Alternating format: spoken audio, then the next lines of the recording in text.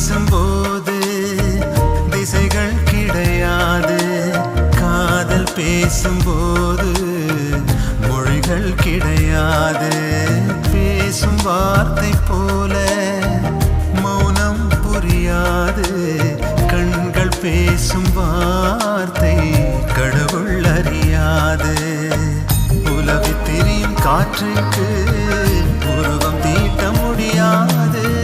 காதல் பேசும் மொழியெல்லாம் சப்த